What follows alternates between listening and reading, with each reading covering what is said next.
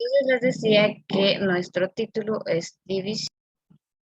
¿Para qué vamos a utilizar la división sintética? Pues obviamente la división sintética se puede utilizar para varios, eh, varias cuestiones, ¿verdad? Una de ellas, pues, es encontrar el valor de f de x mediante un valor de x menos c, ¿verdad? Que es un factor de división sintética. Y nosotros ya vimos división de polinomios, ¿verdad? Divisiones algebraicas, y prácticamente utiliza otro método para poder realizar divisiones, y se basa en dos teoremas fundamentales, que es el teorema del factor y el teorema del residuo, ¿verdad? Lo vamos a ir viendo poco a poco conforme vayamos avanzando con el tema, ¿verdad? Y vamos a entender mejor cuáles son esos teoremas y cómo se utilizan. Sin embargo, como les digo, nosotros nos vamos a centrar en el uso de la división sintética para encontrar los ceros de un polinomio, ¿sí? El objetivo sería para encontrar los de un polinomio, ¿sí? Esa va a ser la función que va a tener la división sintética en nuestro curso. Pero como les indicaba, para poder entender en sí la división sintética tenemos que tener claros algunos conceptos antes de, ¿verdad? Que van a formar parte del proceso para dividir, ¿verdad? Una función polinomial. Entonces, lo primero es que haciendo un poco de repaso, ¿verdad? Nosotros pues ya se los escribí, ¿verdad? Y también tenemos que ver cuáles son los tipos de raíces que vamos a encontrar en un polinomio. Les voy a poner aquí raíces de un polinomio. Muy bien, entonces para no redundar, ¿verdad? Yo ya les había comentado y se los vuelvo a decir. Ya dijimos que las raíces de un polinomio van a ser todos aquellos valores de x que hacen cero la ecuación, ¿sí? En donde f de x es igual a 0, ¿sí? Eso es el concepto de raíces de un polinomio o ceros de un polinomio, que también se les suele llamar así, ¿verdad? Y que ya teníamos ese concepto en clases anteriores, entonces no lo voy a repetir. Lo que nos interesa acá son los tipos de raíces que vamos a tener en un polinomio. Y básicamente un polinomio puede tener tres tipos de raíces. Vamos a tener raíces positivas, que va a ser prácticamente aquellos casos en los que x es igual a un valor positivo, un real positivo, que puede ser desde 1, 2, 3 hasta infinito, ¿verdad? El valor de la x. 2, vamos a tener raíces entonces negativas, que como les indicaba es únicamente en este caso lo que va a pasar es que las raíces o los valores que va a tomar x van a estar del lado negativo de la recta numérica. Y estos dos, pues obviamente, tienen otro nombre que van a ser las raíces reales, ¿sí? Entonces, ya sea que sean raíces positivas o raíces negativas, son reales. ¿Por qué? Porque los valores van a pertenecer a los números reales, únicamente por eso. Y vamos a tener un tercer tipo de raíces, que son las raíces complejas o imaginarias, ¿sí? Entonces, obviamente, estos valores no pertenecen a los números reales, sino que tienen otra connotación, ¿verdad? Ya hablamos que, por un ejemplo bastante básico, ¿verdad? Y que puede ser utilizado para poder representar a las raíces o a los números imaginarios, son todos aquellos valores negativos que están dentro de una raíz con índice par, ¿verdad? Ahora recuerden que dentro de una raíz con índice par no puede existir un número negativo, ¿sí? Entonces, a esos son a lo que nosotros llamamos números imaginarios, ¿verdad?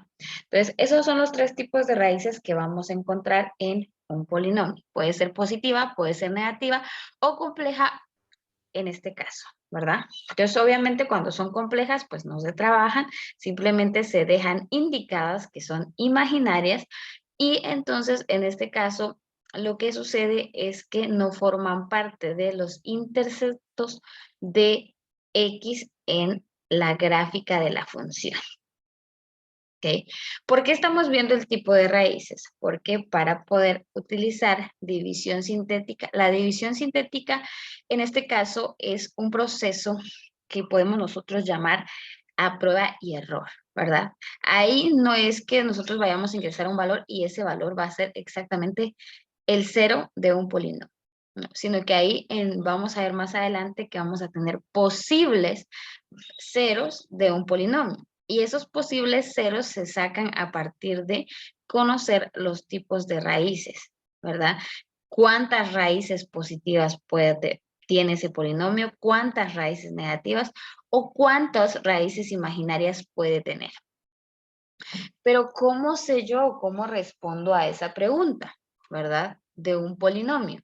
¿Cómo sé cuántas raíces positivas, cuántas negativas o cuántas imaginarias puedo tener?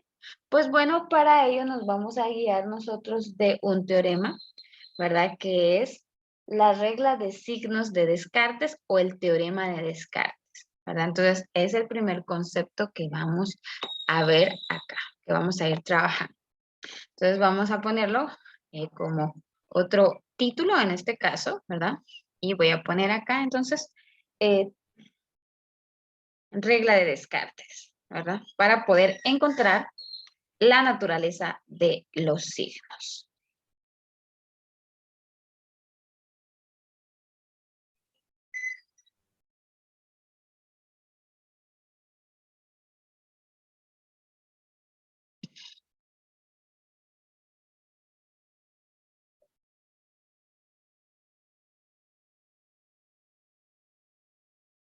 Sí. Entonces vamos a ver acá la regla.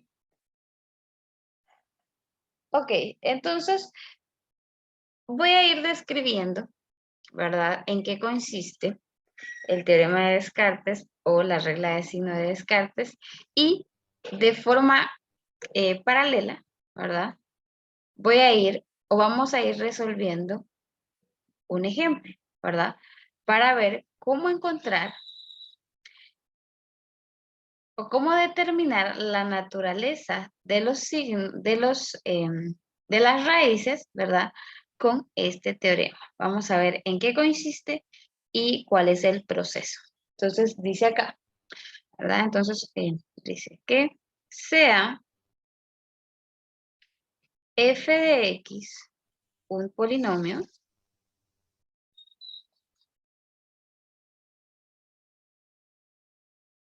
con coeficientes reales y un término constante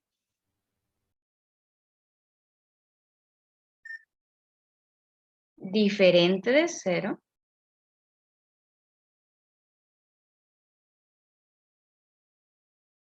como por ejemplo, ¿sí? De ahí vamos con nuestro ejemplo 1. F de x igual a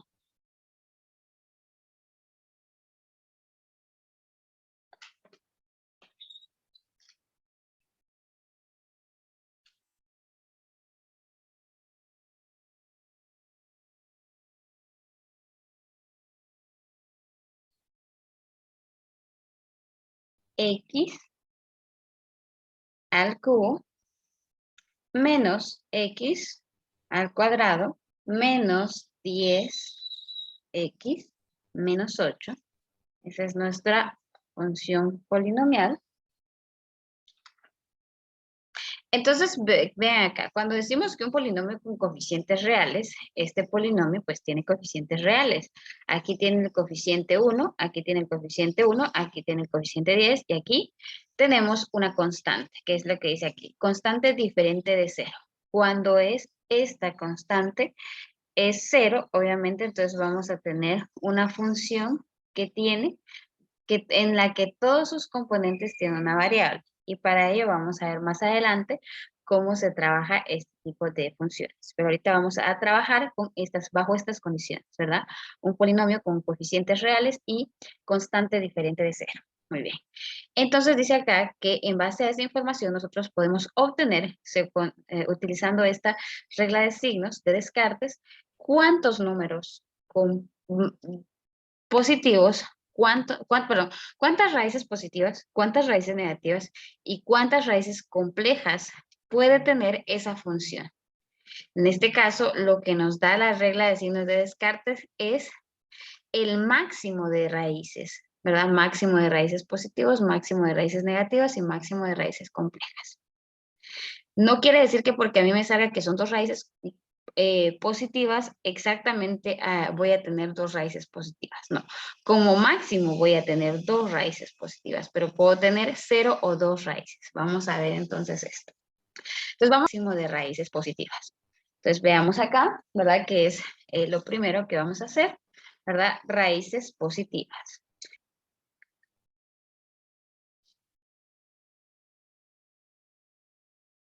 Entonces dice acá que, y lo voy a escribir, el número de raíces positivas de f de x, que es un polinomio, es igual, voy a subir un poquito esto, es igual al número de variaciones o cambios de signos, al número de cambios de signos en f de x. O es menor a ese número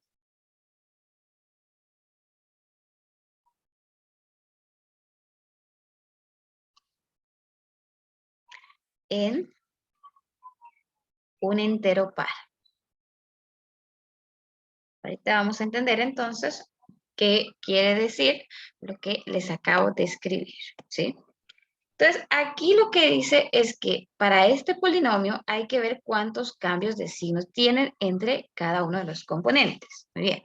Entonces, para que me entienda mejor, voy a volver a copiar este polinomio que es un f de x igual a x al cuadrado menos 10x menos 8.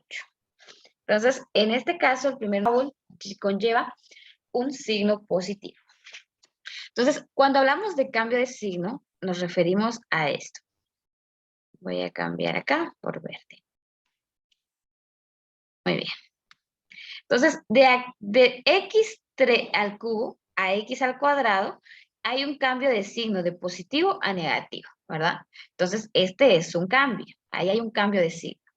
De menos x al cuadrado a menos 10, vean que el signo se mantiene, es un signo menos. Entonces, aquí no hay cambio de signos, ¿sí?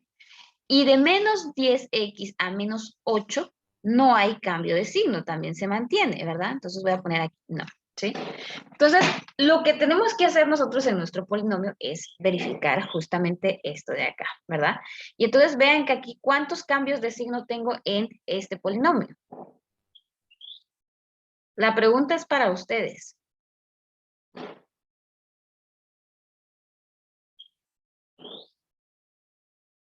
Solo se cambió un signo. Solo hay un cambio de signo. Por lo tanto, dice que esta función, ¿verdad? Siguiendo la regla de signos de Descartes, dice que aquí que el número de raíces positivas máximo que vamos a tener corresponde al número de cambio de signos. Entonces aquí dice que si yo tengo solo un cambio de signos, voy a tener como máximo una raíz positiva.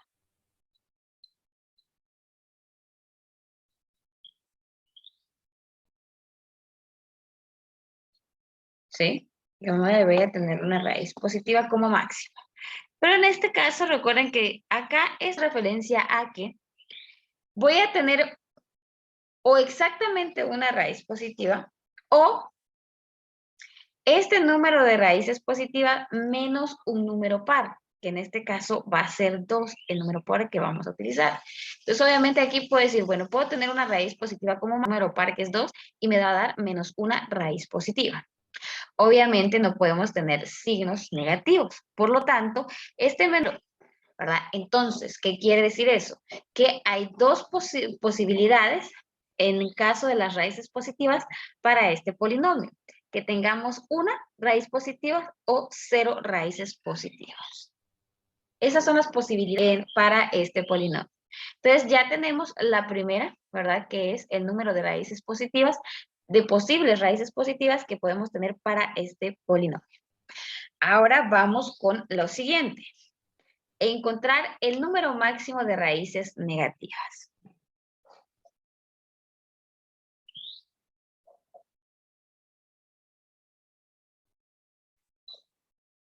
Para encontrar las raíces negativas es muy similar al enunciado de acá arriba, solo que vamos a cambiar el f de x por una función de f menos x, ¿verdad?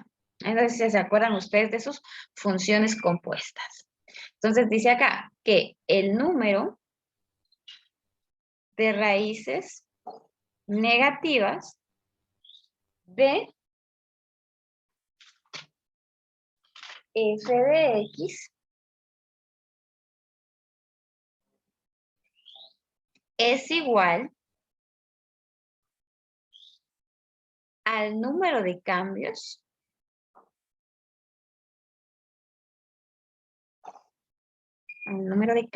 de signo en la función f, pero en lugar de tener x, lo vamos a cambiar por su negativo, que es menos x. Una función de f menos x, o, nuevamente, menor, o es menor a ese número,